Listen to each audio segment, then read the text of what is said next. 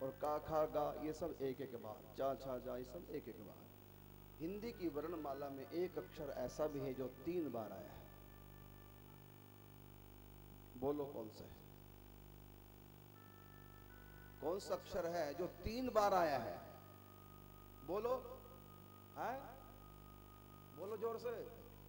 सा 3 बार आया है। सा का मतलब सहो सहो सहो, सा 3 बार।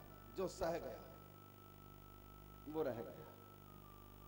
सा 3 बार है। सबसे पहले दिन की शुरुआत कहां से है? सा से है।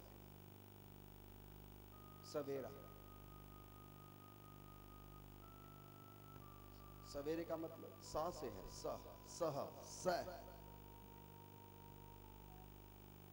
सहना, अपने लिए सहना, दूसरे के लिए क्षमा और दोनों के लिए प्रेम। ये 3 चीजें स्वभाव में आ जाए। अपने प्रति क्या भाव रहे? सहने का। और दूसरे के प्रति क्या भाव रहे? क्षमा का। और दोनों के प्रति, दोनों के बीच में क्या है? प्रेम हो। ये 3 बातें जब आ गई, आप कहेंगे हम तो प्रेम करें, सामने वाला ना करे। हम तो भाई को भाई मान रहे लेकिन सामने वाला दुश्मन माने। हम तो अच्छा व्यवहार करें, अगर सामने वाला ना करे तो फिर हम क्या करें? वो अगर नहीं प्यार करता वो ना करे, तुम तो करो। रावण ने लात मारी विभीषण को भरी सभा में, और विष्णु रावण के चरण पकड़ के कहता है, तुम पितु सरिस भले ही मोहे मारा, राम बजे हित नाथ तुम्हारा। तुम मेरे पिता के समान हो, बड़ा भाई पिता के समान हो। तुम पितु सरिस भले ही मोहे मारा, कोई बात नहीं, तुमने मुझको लात मारा। ये है देखो विभीषण। इसलिए भगवान मिले। भक्तों जैसा स्वभाव अपना।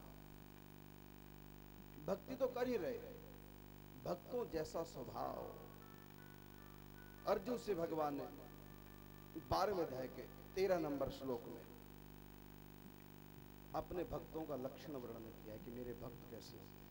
अद्वेष्टा सर्वभूताना मैत्री करुण एव च निर्ममो निरंकार सम दुख सुख क्षमी। 14 नंबर श्लोक 12वां अध्याय। संतुष्टो येन केनचित् संतुष्ट सततम योगी यतात्मा दृढ़ निश्चय मयि अर्पित मनोरबुद्धि। ऐसा भक्त मुझको प्रिय है। कौन सा भक्त? अद्वेष्टा सर्वभूताना, हर जीव के प्रति जो अद्वेष भाव रखता हो, मतलब द्वेष न करता हो। अद्वेष्टा सर्वभूतानाम, और मैत्री मतलब प्यार करता हो। यह है भक्त का स्वभाव। ऐसे रामायण के अरण्य कांड में देवऋषि नारद जी ने भगवान राम से पूछा कि आपके भक्तों का स्वभाव कैसा है, कैसा होता है? आपके संतों का, आपके जनों का स्वभाव कैसे है? तो भगवान राम कितनी बढ़िया बात कहते हैं। देवऋषि नारद जी से कहा, सुन मुनि संतन के गुण कहूं, और जिनते मैं उनके बस रहे।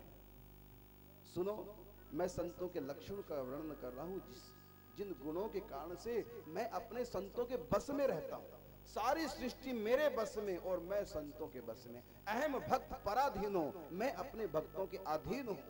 ये बात 9वें स्कंध में भागवत जी में स्वयं भगवान नारायण दुर्वासा ऋषि से कहते हैं, अहम भक्त पराधीन हूं, मैं अपने भक्तों के अधीन हूं। तो संत भक्तों के अधीन है क्यों, किस कारण से? तो सुन मुनि संतन के गुण कहूं, जिनते मैं उनके बस रहे। गावहि सुनहि सदा मम लीला, और हेतु रहित परहित रत शीला। शील स्वभाव होता है मेरे भक्तों का। शील कहते हैं क्षमा करना और सहन करना। ये 2 गुण अगर स्वभाव में है तो शील स्वभाव है। हेतु रहित, बिना स्वार्थ के। हेतु रहित परहित, दूसरे का भला करना। हेतु रहित परहित रत शीला, बिना स्वार्थ के दूसरे के हित में लगे रहते हैं और शील स्वभाव की होती है। क्षमा और सहन शक्ति, ये उनके स्वभाव में विशेष होती है। और इन्हीं गुणों के कारण से मेरे भक्तों ने मुझको बस में कर रखा है। यही मैं आप लोगों को समझाना चाह रहा हूं। भक्ति तो कर रहे हैं, बिल्कुल ठीक, कोई कमी नहीं। कहां मार खा रहे हैं, कहां पर फेल हो रहे हैं। एक व्यक्ति को सब कुछ याद था, बच्चे को, विद्यार्थी को, जितने क्वेश्चन आए थे पेपर में सब याद थे उसको, लेकिन फेल हो गया। और सबके उत्तर भी ठीक दिए थे, तब भी फेल हो गया। हर क्वेश्चन का आंसर बिल्कुल ठीक था। देखा उसने मिलान करके पेपर देने के बाद घर में, बिल्कुल सब कुछ ठीक। उसको लगा कि 100 में 100 नंबर तो आने हैं, खुश होकर के 1 नंबर शायद फालतू भी मिल जाए मुझको, क्योंकि कहीं से कोई गलती है ही नहीं। लेकिन जब परिणाम सामने आया, फिर 0 नंबर। आप बताओ क्या कमी हो सकती है? पेपर चेक करने वाला पागल था या उससे गलती हो गई? क्या हुआ, क्या कमी थी? का कमी ये थी, उसकी राइटिंग बिल्कुल भी समझ में नहीं आ रही थी। सब कुछ ठीक था, लेकिन राइटिंग पढ़ी नहीं जा रही थी। तो राइटिंग क्या है? हमारा सुंदर स्वभाव होना चाहिए, सुंदर राइटिंग होना चाहिए। सुंदर शब्द नहीं थे, अक्षर सुंदर नहीं थे, समझ में नहीं आ रहे थे, ऊट पटांग थे। जब टीचर पढ़ ही नहीं सका, सुंदर अक्षर नहीं थे, तो 0 बेटे 0। तो अगर स्वभाव सुंदर नहीं, सुंदर स्वभाव किसका? तो गोस्वामी तुलसीदास जी रामायण में कहते हैं, सोई सुंदर सोई सुभग शरीरा, जे छल छाड़ और भजे रघुवीरा। जो छल कपट किसी से नहीं करता, सरल स्वभाव, न मन कुटलाई, यथा लाभ संतोष सदाई। सरल स्वभाव है, मन में कोई कुटिलता नहीं, किसी के प्रति छल कपट का भाव नहीं। सरल स्वभाव, न मन कुटलाई, मन में कोई कुटिलता, और यथा लाभ संतोष सदाई। जैसे भी प्रभु के विधान से हानि लाभ है, उसी में संतोष है। प्रभु आपका विधान मेरे भले के लिए, झोपड़ी दे चाहे महल दे, छूटने तो दोनों है, बस ऐसी कृपा करो, चाहे झोपड़ी दो चाहे महल दो, लेकिन आपका भजन करो। वो कखा वाली कुल्ली चंगी जिथे जपी जी प्रभु जी तेरा। वो घास की झोपड़ी भी बढ़िया है जहां भजन होता हो, वो महल भी आग लगा देने योग्य है जिनमें बैठ करके भजन ना हो। नाम जपत कोड़ी भला, चाहे चूचू गिरता चाम, कंचन काया किस काम की, जेई मुख नाही नाम। तो सुंदर हमारा स्वभाव हो, शरीर भली सुंदर ना हो। राम से प्यार किया था शूर्पणखा ने, फिर ना क्यों कटी, स्वभाव बढ़िया नहीं, झूठ बोलती है, कपट करती है, स्वभाव बढ़िया नहीं। झूठ बोलती है कि मैं कुंवारी हूं, जबकि कुंवारी नहीं थी, शादी इसकी हो चुकी थी, रावण के हाथों इसके पति का वध हो चुका था। झूठ बोलती है मैं कुंवारी हूं, और सुंदर नहीं थी, मायावी रूप बनाकर, नकली रूप बनाकर आई थी, मेकअप करके बाहर से, और कहती है तुम सम पुरुष ना मोह सम नारी। आपके समान कोई सुंदर दूसरा नहीं हो सकता, और मेरे समान सुंदरी कोई दूसरी नहीं हो सकती। विधाता ने बड़ी सुंदर हमारी जोड़ी बनाई। सुंदर नहीं थी, सुंदर बन गई, कपट का रूप लेके गई, झूठ बोलती है। सच्चाई यह है कि वो कुंवारी नहीं थी और कहती है मैं कुंवारी हूं। राम जी ने एक और परीक्षा ली कि स्वभाव तो तेरा गंदा है, लेकिन चलो एक परीक्षा और ले लेता हूं, अगर तो उसमें भी पास हो जाए तो मैं ग्रेस मार्किंग देकर तुमको पास कर दूं, अगर कोई कमी भी रह गई तो। भगवान ने कहा क्यों शूर्पणखे, आप मुझसे प्यार करती हैं? कहा कितना प्यार करते हैं कि आपके सिवा मुझको कुछ भी इस समय भा नहीं रहा, आपके सिवा मेरा मन कहीं भी नहीं जा रहा है। कहा देखो अच्छी बात है, मैं तैयार तो हूं तुमसे विवाह करने के लिए, लेकिन तुमको सोत या डाह सताएगा, क्योंकि मेरी पत्नी मेरे साथ है। और देखो वो लक्ष्मण बैठे हैं वीरासन से, वो अकेले हैं, उनके साथ पत्नी नहीं है। तू अगर वैवाहिक सुख लेना चाहती है, एकांतिक सुख लेना चाहती है, तो अकेले हैं वो, लक्ष्मण के पास जाओ, मेरे पास तो पत्नी बगल में खड़ी है। तो उसी समय शूर्पणखा राम जी को छोड़ के लक्ष्मण के पास चली जाती है, और अभी भी क्या बोली थी कि आपके सिवा मुझको कुछ भी भाता नहीं, मेरा मन केवल आप में है। भगवान ने ली परीक्षा, लो जी अब मन उधर चला गया। लक्ष्मण कहने लगे, देखो जिसके पास से तू अभी आई है वो स्वामी है, वो अयोध्या के राजकुमार राजा है भविष्य, रघुकुल रघुवंश शिरोमणि है, मैं उनके एक छोटा सा नगण्य सा दास। अगर तू राजा से विवाह करोगी तो रानी बन जाओगी, और मुझ दास से तू विवाह करोगी तो दासी बन जाओगी। बोलो तुमको दासी बनना है कि रानी? बोली आग लगे सो दासी बने में, मैं तो रानी बनूंगी। कहा जा फिर राम के पास, आए को तू माथा मार रही है। अब चली रानी बनने, रानी तो बन ही बनी, बेचारी कानी बन गई जाकर के।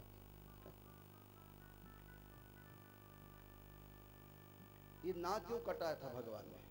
क्यों कहा था लक्ष्मण को कि ना काटा?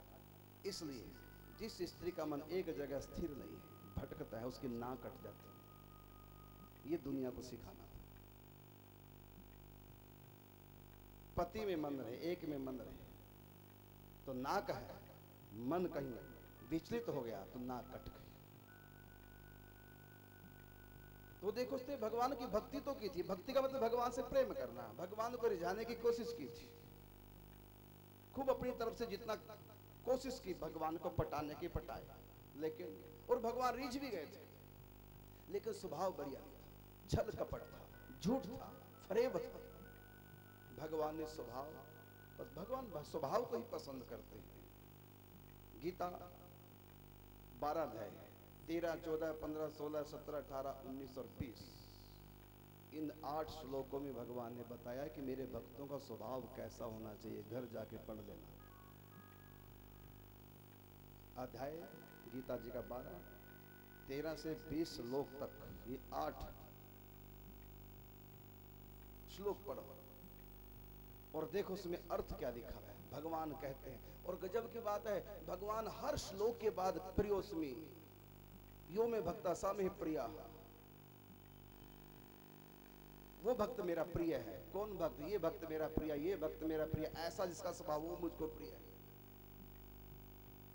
प्रिय प्रिय शब्द का प्रयोग किया भगवान ने। पूरी गीता में भगवान ने अर्जुन को प्रिय कहा और साथ में उन भक्तों को प्रिय कहा, प्रियोस में इष्टोसी। भगवान ने कहा तुम मेरे इष्ट हो, मेरे प्रिय हो, और साथ में कहा जिन भक्तों में ये सद्गुण है वो भक्त भी मेरे प्रिय है। तो सब मिला के मैं कहना ये चाहता हूं कि भजन पूजा पाठ चिंतन व्रत दान पुण्य सब कर रहे हो, बहुत बढ़िया बात है, बड़ी कृपा प्रभु की, भक्ति में लगा रखा है। अब थोड़ा सा स्वभाव में परिवर्तन करना। 3 बातें अपने स्वभाव में ले आओ। अपने लिए सहन शक्ति, दूसरे के लिए क्षमा, और दोनों के बीच में एक वस्तु जिसका नाम है प्यार। बस ये कई बातें स्वभाव में आ गई, तुम थोड़ा सा भी भजन करोगे वो भजन भी फलित हो जाएगा। आप लोग गोस्वामी तुलसीदास जी का जीवन चरित्र श्रवण कर रहे थे। अब आप बताओ ये कथा कल कहां तक हुई थी? गोस्वामी तुलसीदास जी की जीवन चरित्र कथा कहां तक हुई थी? कोई भी व्यक्ति हाथ खड़ा करे जो मुझको बताए कि कल कहां तक कथा हुई थी। एक प्रेम जी बैठे, नाम ही प्रेम है, कहां तक कथा हुई थी? हाँ, देखो एक व्यक्ति पास है, बाकी सब फेल है। एक बार ये कथा हो रही थी, भक्तमाल की कथा, संत कथा सुना रहे थे। अगले दिन ऐसे जब कथा प्रारंभ हुई तो संतों ने पूछा, संतों ने कथावाचक जो थे, कि भाई कल कहां तक कथा हुई थी भक्तमाल की? तो कोई नहीं बताता है। संत को बड़ा गुस्सा आया, ये कैसे वक्ता है तो श्रोता है, इनको यही नहीं पता कल कहां तक की कथा हुई, ध्यान से नहीं कथा सुना। ऐसे अनाधिकारियों को मैं एक कथा ही नहीं सुनाऊंगा। भक्तमाल ग्रंथ बंद कर दी, बगल में पोथी दबाई और संत चलने लगे, तब कथा नहीं सुनाऊंगा। तुम लोग ध्यान से कथा नहीं सुनते। और चलने लगे, चलने से पहले सोचा कि पीछे मंदिर है ठाकुर जी का, चलो दर्शन करके प्रणाम करके जाता हूँ। जो ही मंदिर में प्रणाम करने लगे तो गोविंद देव ठाकुर जी की आंखों में झरझर आंसू बह रहे। जयपुर की कथा है, गोविंद देव ठाकुर जी जयपुर में, उनकी आंखों में आंसू। संत ने कहा, जय जय, ये क्या खेल कर रहे हैं आप, क्यों रो रहे हैं? कहा, इसलिए रो रहा हूं, तुमने ये क्यों कहा कि कोई मेरी कथा ध्यान से नहीं सुनता? मैं सुनता हूं भक्तमाल कथा, अपने भक्तों का चरित्र मैं ध्यान से सुनता हूं, और तुमने ऐसे कैसे कह दिया कि मेरी कथा कोई ध्यान से नहीं सुन रहा है? कल रविदास जी का चरित्र था, यहां तक हुआ था, मैं इंतजार कर रहा है कल समय, कब समय आए और कब आगे की रविदास जी की कथा प्रारंभ। तब संत ने दोबारा से कथा प्रारंभ की। इस कथा को मेरे ठाकुर जी सुनते हैं ध्यान से, तब से उसने नींव बना लिया। इसलिए मैंने पहले दिन ही कहा था ये बात कि जिसके घरों में ठाकुर जी हैं, स्थापना है, सब अपने ठाकुर जी बुलाओ। भक्तमाल कथा ठाकुर जी सुनना बहुत पसंद करते हैं। अपने प्रेमियों का, अपने भक्तों का जीवन चरित्र, अपने भक्तों की बातें, अपने प्रेमियों की, दीवानों की बातें किसको पसंद नहीं आती? कैसे कैसे मेरे भक्तों ने मुझसे प्रेम किया, निभाया, कैसे कैसे प्रारब्ध के दुख सुख आए और उनको भोगते हुए अंत में मेरे चरणों तक पहुंचे। अपने प्रेमियों की, रसिकों की बातें भगवान को विशेष दी। अयोध्या में जो मंदिर है कनक बिहारी का, मंदिर के ऊपर 8 कमरे हैं, उनमें एक शयन कुंज है राम जी की। शयन कुंज में तकिए के पास भक्तमाल ग्रंथ रखा जाता है। सीता जी पढ़ करके राम जी को सुनाती हैं, तब राम जी को नींद आती है। पहले अपने किसी न किसी एक भक्त का चरित्र सुनते हैं, फिर सोते हैं। महाभारत युद्ध हो चुका था, युधिष्ठिर राजा बन चुके थे। भगवान ने जाने की तैयारी कर लिया, अब जाना है द्वारिका, बहुत दिन हो गए। पूरे राज परिवार ने रोका तो भगवान एक दिन के लिए रुक गए। जब रुके, अपने शयन कक्ष में पहुंच गए। युधिष्ठिर के मन में आया कि मेरे कहने से द्वारकाधीश रुके हैं। कुंती ने कहा, नहीं मेरे कहने से रुके, मैं उनकी बुआ जो हूँ। सुभद्रा ने कहा, नहीं मेरे कहने से रुके, मैं उनकी बहन जो हूँ। द्रौपदी ने कहा, नहीं मेरे कहने से रुके, मैं उनके धर्म बहन हूँ। नकुल सहदेव ने कहा, हमारे कहने से रुके। भीम अर्जुन कहता है, मेरे कहने से रुके। अंत में ये निर्णय हुआ कि क्यों ना उन्हीं से पूछ लिया जाए कि वो क्यों रुके, किसके कारण से रुके। पूरा राज परिवार इकट्ठा होकर के श्री कृष्ण के शयन कक्ष में गया। देखा तो श्री कृष्ण सो नहीं रहे थे, बल्कि आंख बंद के बैठे, ध्यान में बैठे थे। युधिष्ठिर हैरान हो, अर्जुन हैरान है कि सारी सृष्टि के तो मालिक है, अनंत कोटि ब्रह्मांडों के नायक हैं, ब्रह्म पुरुषोत्तम है, ये जगदाधार है। ऋषि मुनि सब इन्हीं का ध्यान करते हैं, इन्हीं के अनेक रूप हैं। सारी सृष्टि इन्हीं का ध्यान करते हैं, ये किसका ध्यान करते हैं? इनसे बड़ा और कौन होगा? लगे सब राज परिवार खुसर फुसर करने की, भगवान किसका ध्यान कर रहे हैं?